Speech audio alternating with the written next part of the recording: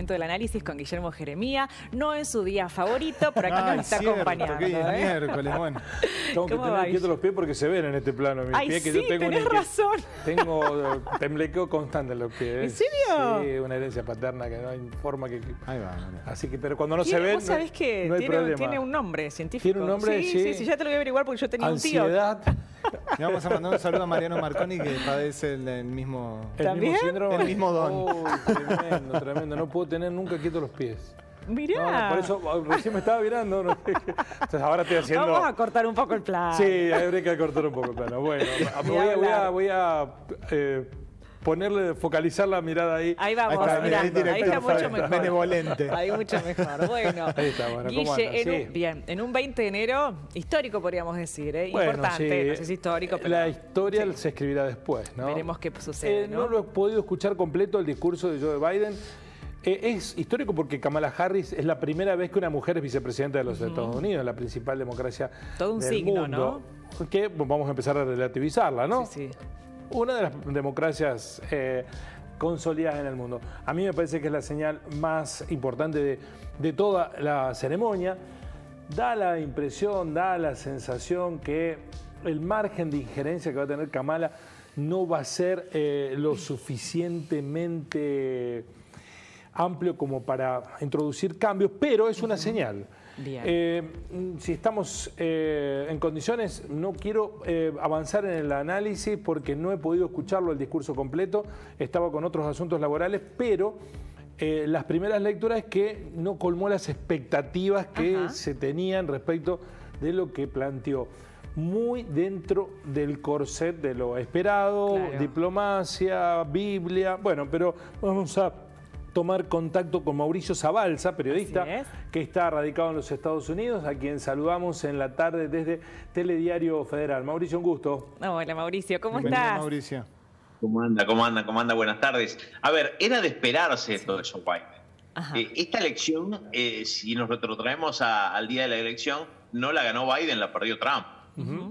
Entonces, Biden es un político, se podría decir, mediano, siempre estuvo en las sombras, Obama lo catapultó a un lugar interesante, pero bueno, es un senador, ¿no? Entonces no esperábamos por ahí el gran orador, pero sí habló de cosas interesantes que me parece que son las que hay que poner la templanza ahora, ¿no? La unidad, el racismo, las oportunidades, habló mucho de su vicepresidenta, lo cual es un hecho, me parece, muy positivo. Y sobre todo el cambio de discurso, ¿no? El cambio de las formas, que era lo que muchos hace rato estábamos esperando, ¿no?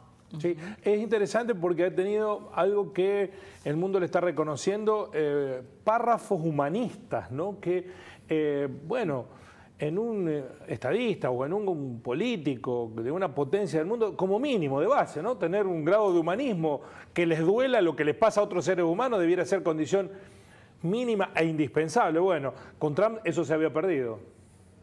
Bueno, hay que tener en cuenta que también Biden, que siempre fue un componidor dentro del Senado, lo dicen los colegas, el mismo Obama lo usó mucho para ir a los países antes, de hecho fue 16 veces a Latinoamérica, que creo que es un récord en vicepresidencias, y realmente es una persona que tuvo tragedias personales. Y a veces las tragedias personales, ¿no?, también cambian la cuestión de uno. A él se le murió su mujer, su hija muy niña, hace pocos años atrás. Ayer se despidió en Delaware y hizo un discurso muy emocionante. Dijo, en este lugar tendría que estar mi hijo, que falleció hace unos años atrás de cáncer y que era colega justamente de Kamala Harris, ¿no?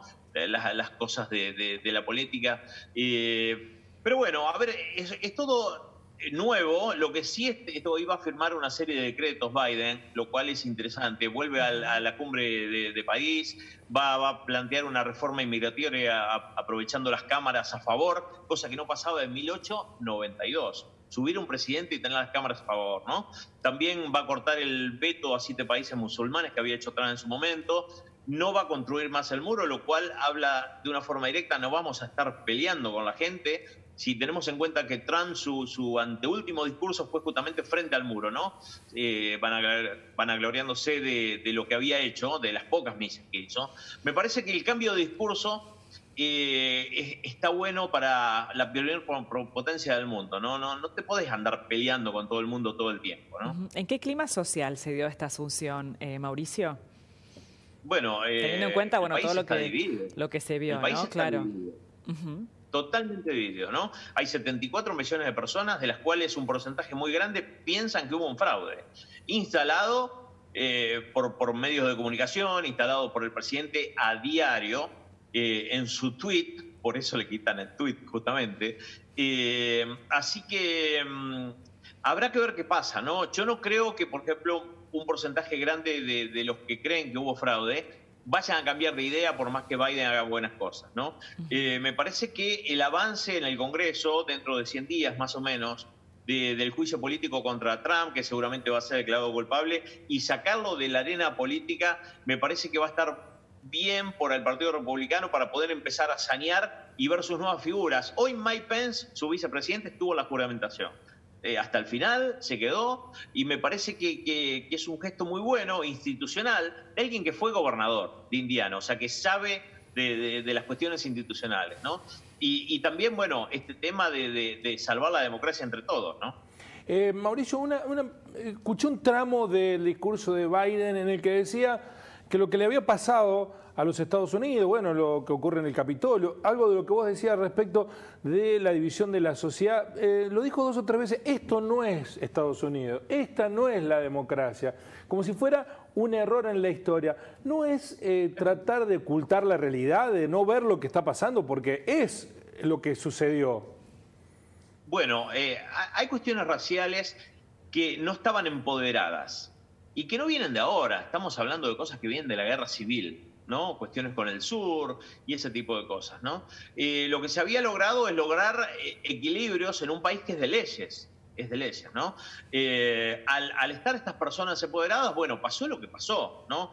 Es interesante porque hay más de 300 personas detenidas que seguramente van a ir a juicio, algunas más, otras menos, y todos dicen lo mismo: fuimos mandados por nuestro comandante en jefe, lo cual también le va a traer un problema a Trump, que no se indultó, por cierto. Muchos pensaban que lo iba a hacer, pero era también incriminarse y estar de acuerdo con que no hubo fraude en el país. Entonces no se inculpó y me parece que va a tener algunos problemas quizás en el futuro en tribunales, ¿no? Mauricio, ¿qué opinión hay de Kamala Harris, la primera mujer de origen negro, de origen asiático y la que tiene el poder de desempate en el Senado con el voto?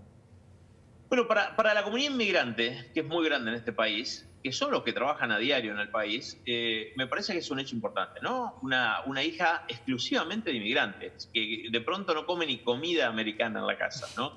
Claro, porque combina las dos principales, la asiática y la afro.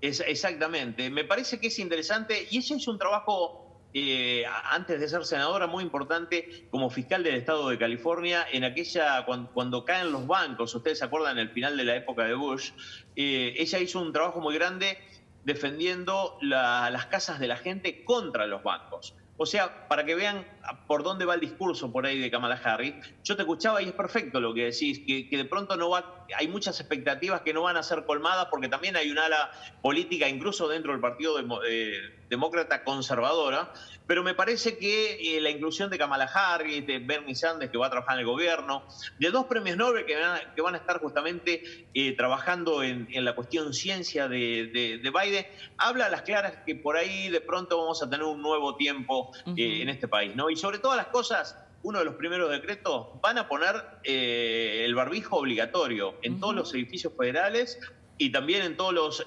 transportes que cruzan de estado. Nueva York ya lo hace, por eso Nueva York ha bajado muchísimo la cantidad de muertos y de contagios, pero no lo hace el resto del país. Así que me parece que es una medida muy buena, teniendo en cuenta el marco en el que estamos viviendo. 400.000 personas muertas habla a las claras de una tragedia terrible, ¿no? Y en este contexto, ¿qué pueden esperar los inmigrantes para los primeros meses de Biden?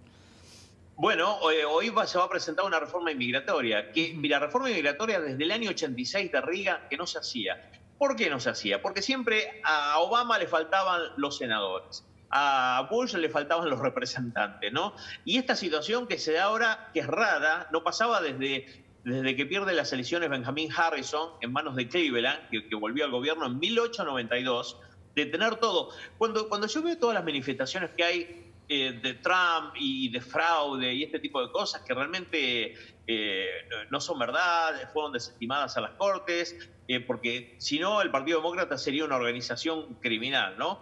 Realmente digo, se están olvidando que en el 2018 también Trump perdió y por eso perdió el control de la Cámara de Representantes. Y nadie habló de eso, ¿no? Pero claro, ahora al perder no solo la presidencia y perder la Cámara de Senadores, me parece que es un golpe fuertísimo que no le había pasado ni siquiera a aquellos presidentes que hicieron un solo mandato, como George Bush padre o como Jimmy Carter, ¿no? Mauricio, ¿qué rol va a tener Trump en la escena política? ¿O qué rol se le asigna en los Estados Unidos a los expresidentes? Porque aquí hay algunas lógicas latinoamericanas, incluso en la Argentina, de algunos expresidentes que han tenido mucha influencia sobre los gobiernos, siendo o líderes del propio oficialismo o referentes de la oposición. ¿Qué va a pasar con Trump? Bueno, a mí me da la impresión, después de escuchar ayer al líder de la mayoría republicana del Senado, Mitch McConnell, que fue su aliado y con el que construyó un montón de políticas, hablar muy mal en la Cámara de Senadores de Trump. Dijo el presidente Trump instigó un golpe de Estado y él y sus allegados, o sea, también hablando de algunas otras personas, ¿no? Entonces, ahí estamos hablando de una ruptura del Partido Republicano. Si de pronto Trump no es enjuiciado y declarado culpable y sacado de la escena política, porque quien es declarado culpable en este segundo impeachment histórico, que nunca había pasado, no puede ocupar cargo público, yo pensaba, de pronto va a ser un partido separado, ¿no? Porque hay que ver que no todos los republicanos estaban de acuerdo con él, por ahí de pronto votaban en bloque por unas cuestiones de partido, pero cuando atacaron el Congreso todo cambió. Todo cambió, fue como la frutilla del postre, y entonces empezaron muchos a cambiar su discurso, como Lindsey Graham, como el mismo Mitch McConnell, con algunas personas que son muy influyentes, como la hija de Cheney, Liz Cheney, que es la tercera en el Partido Republicano, que hizo un discurso encendido y dijo hay que sacarlo ya de la Casa Blanca. Entonces, si no es enjuiciado, de pronto me parece que va a haber un tercer partido, como ha pasado en otras épocas de Estados Unidos, y si es enjuiciado, habrá que ver a dónde van a parar los 70 y pico millones de votos que logró justamente la última elección. La última pregunta de mi parte está ligada a los analistas internacionales mencionan que Estados Unidos va a querer recuperar la influencia sobre Medio Oriente, esa histórica influencia geopolítica, pero ¿qué podemos esperar de Latinoamérica en general y de Argentina en particular? Nosotros dependemos básicamente de una señal, de un guiño de los Estados Unidos, de Biden, para que se arregle la monstruosa deuda que dejó el gobierno anterior con el Fondo Monetario Internacional. Me parece que va a ser una relación mejor con Latinoamérica. De hecho, su encargado en la región es hispano, el encargado de seguridad interna es hispano también. Y como les decía, el hecho de haber viajado 16 veces a Latinoamérica fue uno de los que hizo el acercamiento con Cuba en su momento, aunque ya dijeron que con Venezuela se van a mantener todas las restricciones, ¿no? Pero bueno, me parece que para la región es una forma mucho mejor. A ver, Donald Trump, él se juntaba con todos los líderes mundiales, ¿no?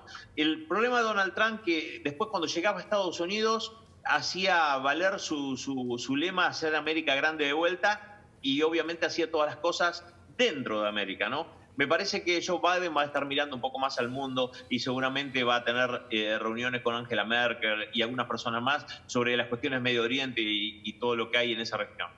Muy bien, bueno, Mauricio, muchísimas gracias. Acá en la Argentina acuñamos, cuando alguien es imprevisible, decimos un mono con navaja, ¿no? Claro, bueno, puede ser. Exactamente. Cuando alguien es peligroso. Cuando alguien es peligroso, sí, imprevisible, exactamente. Bueno, pareciera que se deshizo del mono con navaja en los Estados Unidos y vuelve cierta normalidad, aunque a veces esa normalidad también es peligrosa, ¿no? Porque hoy se mencionaba que entre las cosas buenas de Trump es que no invadió ningún país ni hizo ninguna guerra. Bueno, pero le declaró la guerra a todos los inmigrantes.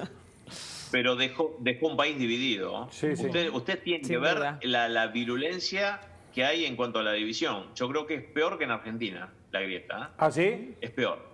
Sí, es tremendo. Mirá que somos especialistas, Mauricio, acá nosotros. Está mezclada no solo con la parte política, sino con la parte religiosa.